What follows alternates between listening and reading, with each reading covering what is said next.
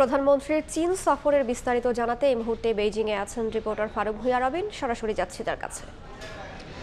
প্রধানমন্ত্রী শেখ হাসিনার যে সবচেয়ে গুরুত্বপূর্ণ যেই এইবারের সফরের মধ্যে যেই অধ্যায়টিকে সবচেয়ে বেশি গুরুত্বপূর্ণ বিবেচনা করা হয়েছিল চীনা প্রেসিডেন্ট শি জিনপিং এর সঙ্গে বৈঠকটিতে, এবং সে বৈঠকটিতে নানা ধরনের বিষয়াশয় নিয়ে কিন্তু যে আলোচনা হয়েছে। বলা যায় প্রধানমন্ত্রী শেখ হাসিনার এবারের সফরে বাংলাদেশ ও চীনের মধ্যে যে বহুমাত্রিক সম্পর্ক, সেই সম্পর্কের সবগুলো ধাপই কিন্তু যে এখানে মানে আলোচিত হয়েছে। বিশেষ করে আজকে যখন 22টি সমঝোতা স্মারক হয়, এখানে একদিকে যেমন বাংলাদেশে চীনের বিনিয়োগ কিংবা বাণিজ্য ঘাটতি কমানো কিংবা যে বিভিন্ন ক্ষেত্রে সাংস্কৃতিক আদান প্রদান বা অবকাঠামোগত সহযোগিতা, এইসব বিষয়াশয় যেমন সমঝোতা স্মারক ছিল, ঠিক একইভাবে চীনা প্রেসিডেন্ট শি জিনপিং এর সঙ্গে প্রধানমন্ত্রী শেখ হাসিনা যখন বৈঠক করেন, তখন কিন্তু ভূ রাজনৈতিক বিভিন্ন ইস্যু বলা যাক কিংবা যে দ্বিপাক্ষিক বিভিন্ন ইস্যু বলা যাক কিংবা যে বিনিয়োগ, অর্থনৈতিক সম্পর্ক কিংবা অর্থনৈতিক সহায়তা, সব বিষয়াশয়গুলোই কিন্তু যে আজকে আলোচনা হয়েছে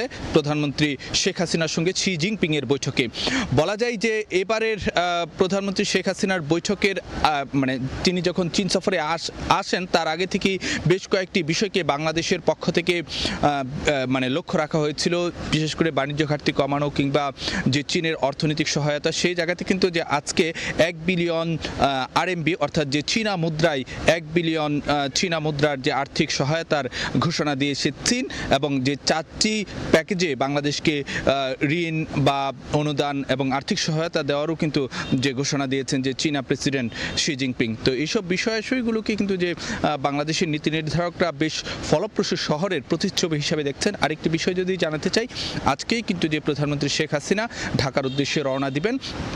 এখন স্থানীয় সময় বিকেল 7:30, হয়তো রাত 10টার দিকে প্রধানমন্ত্রী শেখ হাসিনা যে বেইজিংয়ের আন্তর্জাতিক বিমানবন্দর থেকে ঢাকার উদ্দেশ্যে বাংলাদেশ বিমানের একটি বিশেষ ফ্লাইটে রওনা দেওয়ার কথা রয়েছে। এবং সব কিছু মিলিয়ে প্রধানমন্ত্রী শেখ হাসিনা ঢাকায় গিয়ে রাত 1:30টার দিকে পৌঁছানোর কথা রয়েছে। তো এই যে প্রধানমন্ত্রী শেখ হাসিনার সফরসূচি, যদিও যে বেইজিং ছাড়ার সময় যে কিছুটা মানে এগিয়ে নিয়ে আসা হয়েছিল, অর্থাৎ তার আগামীকাল ছাড়ার কথা ছিল বেইজিং, কিন্তু আগামীকাল সকালে, কিন্তু তিনি আজকে রাতেই বেইজিং ছাড়ছেন। এর মূল উদ্দেশ্য যদি আপনাকে জানাতে চাই যে এর কারণে কিন্তু যে প্রধানমন্ত্রীর যে সফরসূচিতে কোনো ধরনের যে কাটছাট হয়নি, অর্থাৎ তার যতগুলো কর্মসূচি ছিল মানে শিডিউলভুক্ত, সবগুলোই কিন্তু যে যথাসময়ে অনুষ্ঠিত হয়েছে।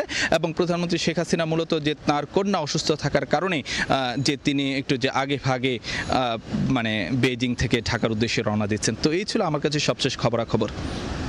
চীনের বেইজিং থেকে সরাসরি যুক্ত ছিলাম।